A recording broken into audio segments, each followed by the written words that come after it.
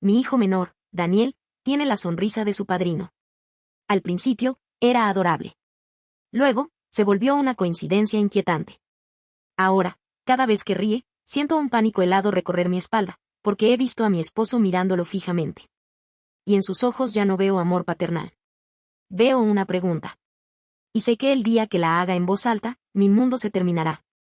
Para cualquiera que mirara desde fuera, mi vida era un cuadro perfecto, una de esas postales de felicidad doméstica que se ven en los catálogos de muebles. Estaba casada con Marcos, mi amor de la universidad, un hombre cuya bondad era la columna vertebral de nuestra familia. Teníamos una casa bonita en un barrio tranquilo, 2 hijos maravillosos y un círculo de amigos que eran más bien familia. Nuestro hijo mayor, Leo, de 10 años, era una copia al carbón de su padre, el mismo pelo oscuro y rebelde, la misma seriedad reflexiva, la misma pasión por los deportes. Y luego estaba Daniel, mi pequeño torbellino de 7 años. El sol de nuestra casa. Y en el centro de este pequeño universo, siempre estaba David. David no era solo el mejor amigo de Marcos. Eran hermanos en todo menos en la sangre. Crecieron en la misma calle, compartieron secretos, sueños y fracasos. Cuando Marcos y yo empezamos a salir, David se convirtió en mi amigo, mi confidente. Cuando nos casamos, él fue el padrino.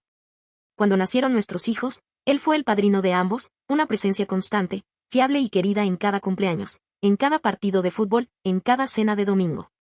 Era el tío David, el que siempre traía los mejores regalos, el que tenía una paciencia infinita para los juegos de niños. Era una pieza fundamental de nuestra felicidad. Pero las casas más perfectas a veces tienen grietas en sus cimientos. Y la nuestra tenía una. Hace 8 años, cuando Leo era solo un bebé y yo estaba abrumada por la maternidad primeriza, Marcos y yo pasamos por la peor crisis de nuestro matrimonio. No hubo un gran drama, no hubo infidelidades. Fue algo más silencioso y letal, una desconexión total. Nos convertimos en 2 extraños que compartían una casa y un bebé. Las conversaciones se volvieron puramente funcionales. El resentimiento se acumulaba en los silencios. Una noche, tras una discusión particularmente fría, Marcos se fue. Dijo que necesitaba espacio, que no sabía si podía seguir así. Yo me quedé sola, rota. Y la primera persona a la que llamé fue a David. Vino inmediatamente. Me trajo un café, me escuchó llorar durante horas, no me juzgó. Me dijo que Marcos era un idiota, pero que me quería, que solo estaba asustado. En esa noche de vulnerabilidad extrema, de soledad y de miedo, la línea entre el consuelo y algo más se desdibujó. Fue solo una noche. Un error nacido del dolor y la gratitud. Una noche que, al día siguiente, llenó la habitación de una vergüenza tan densa que apenas podíamos mirarnos. Pocos días después, Marcos volvió. Nos sentamos, hablamos, lloramos y decidimos luchar por nuestro matrimonio. Y lo hicimos. Reconstruimos nuestra relación, pieza por pieza, con más fuerza y honestidad que antes. Un año después, para celebrar nuestra reconciliación, nuestra renovada felicidad, nació Daniel. Mi pequeño sol, el símbolo de nuestro nuevo comienzo. Y el secreto de aquella noche con David quedó enterrado. Sellado en lo más profundo de mi ser. Un fantasma que juré que nunca, jamás, saldría a la luz. Después de todo, era irrelevante. Un error puntual. Daniel era hijo de Marcos. Tenía que serlo. Era el hijo de nuestro amor renacido. Durante los primeros años, mi mentira se sintió segura.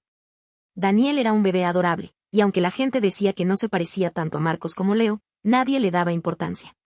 Salió a tu lado de la familia, decían, y yo asentía, sonriendo, con el corazón martilleándome en el pecho. Pero a medida que Daniel crecía, la verdad empezó a abrirse paso de una forma que ninguna mentira podía contener. No era solo su pelo, más claro que el nuestro, o sus ojos, de un verde tan intenso como los de David. Eran los pequeños detalles, las coincidencias genéticas que actúan como traidores silenciosos. La forma en que ladeaba la cabeza cuando estaba confundido. La forma en que su risa estallaba, no como la sonrisa contenida de Marcos, sino como la carcajada sonora y abierta de David.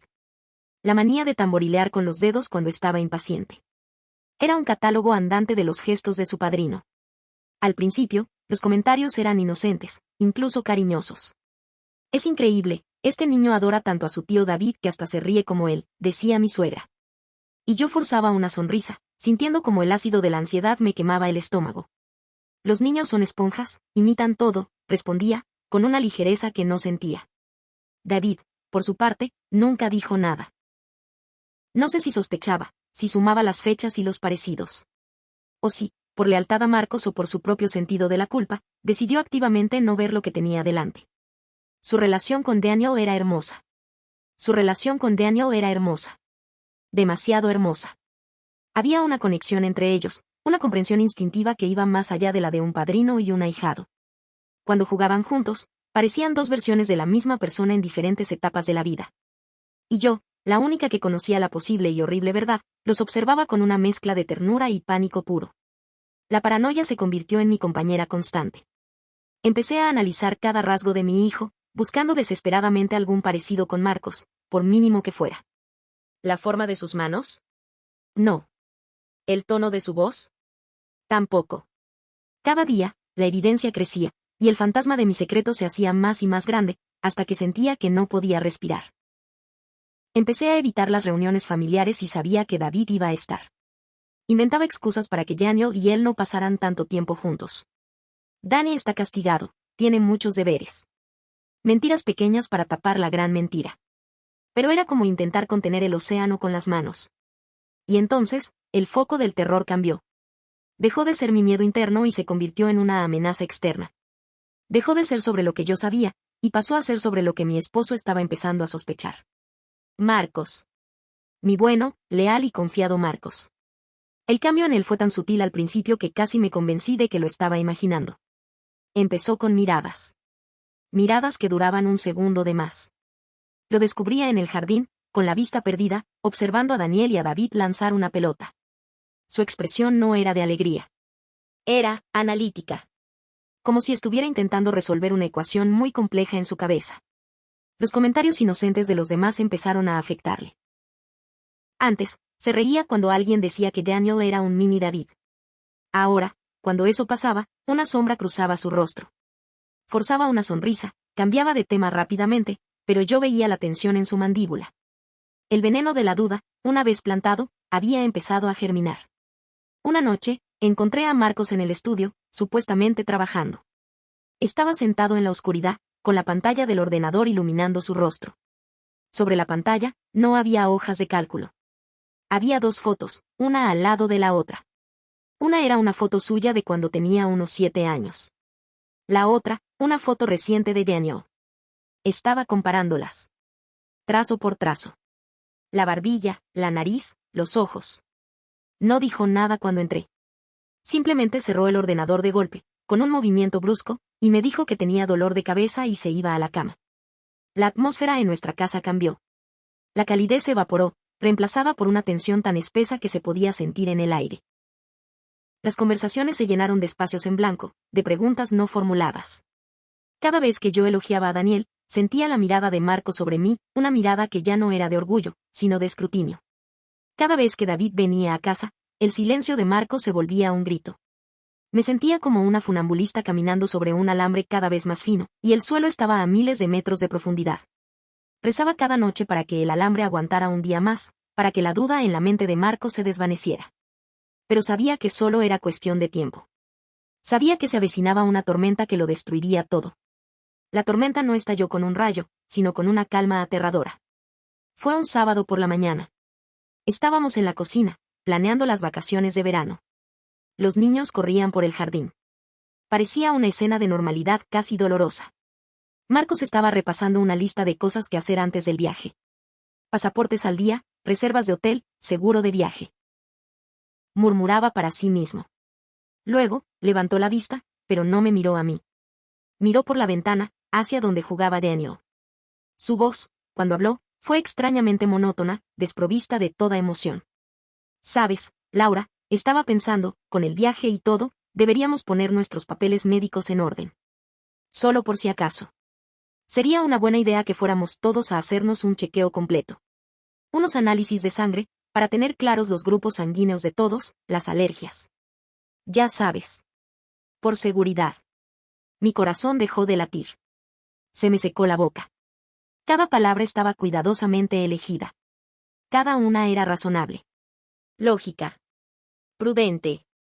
Pero yo escuché lo que no se dijo. No era un chequeo. Era un pretexto. Era la única forma en que podía pedir una prueba de paternidad sin llamarme adúltera a la cara. Era su jaque mate, disfrazado de una preocupación por la salud familiar. Levanté la vista hacia él. Y por primera vez, no vi al hombre que amaba. Vi a un extraño. Un hombre con el corazón roto, cuya mente había estado repasando una y otra vez cada comentario, cada parecido, cada una de mis excusas, hasta llegar a esa única y devastadora conclusión. Su rostro era una máscara de neutralidad, pero en sus ojos había un universo de dolor y traición. Estaba confirmando una sospecha que, en el fondo, él ya sabía que era verdad. El tiempo se detuvo.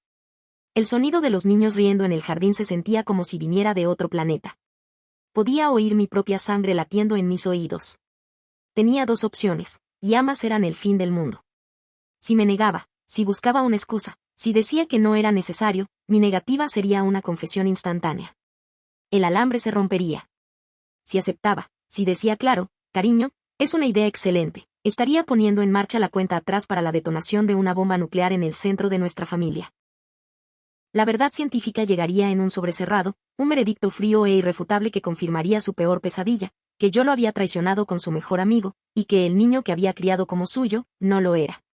Me quedé allí, de pie en la cocina soleada, atrapada en el silencio más ruidoso que he experimentado en mi vida. Él seguía mirándome, esperando. Su calma era mi tortura. No me estaba acosando. Me estaba dando la oportunidad de confesar, o de condenarme a mí misma con una mentira más. Miré por la ventana a Daniel.